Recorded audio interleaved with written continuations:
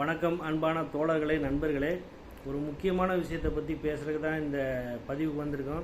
அது என்ன அப்படின்னா, தாவேகா தலைவர் விஜய் அவர்கள் தொடர்ந்து அவருடைய பரப்புரையின் போது அவருடைய பேருந்து செல்லுகின்ற பாதையில் மாணவர்கள், ரசிகர்கள் அவரை பின்தொடர்ந்து டூ வீலரில் வந்துட்டு இருக்கிறாங்க.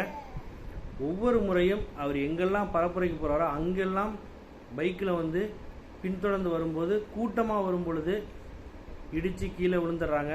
இது வந்து அதிகமாக நடந்து கொண்டு இருக்கிறது. எங்கெல்லாம் போகிறாரோ அங்கெல்லாம் நடக்குது. அதான் இதில் உள்ள பிரச்சனை. அங்கே ஒரு பக்கம் நடந்தது, இங்கே ஒரு பக்கம் நடந்தது அப்படின்னா அது பிரச்சனை இல்லை. தொடர்ந்து நடைபெற்று கொண்டிருக்கிறதுனால ஸோ நம்முடைய நலனை நாம் பார்த்துக்கொள்ள வேண்டும். இதை தாவேகா தலைவர் வந்து கண்டிக்காது மிகவும் வருத்தத்தக்க செயலாக இருக்குது. ஏன் அப்படின்னா, இது தொடர்ந்து நடைபெற்று கொண்டிருப்பதால் கண்டிக்காத ஒரு சூழ்நிலையில் இது வந்து ரொம்ப வருந்தத்தக்க செயல்.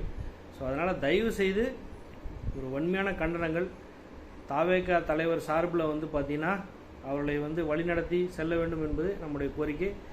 அது மட்டும் இல்லாமல் நேற்று வந்து பார்த்திங்கன்னா தூத்துக்குடி பரப்புரையிலே வந்து பார்த்திங்கன்னா மரத்தில் ஏறக்கூடாதுங்கிறதுக்காக மரத்தை சுற்றி தடுப்பு வெளியெல்லாம் கூட போட்டிருந்தாங்க. இந்தளவுக்கு ரொம்ப மோசமான ஒரு சூழ்நிலையை வந்து உருவாக்கி கொண்டிருக்கிறது.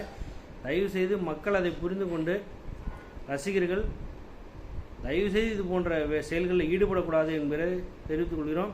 நமது வன்மையான கண்டனங்கள் இந்த செயலுக்கு.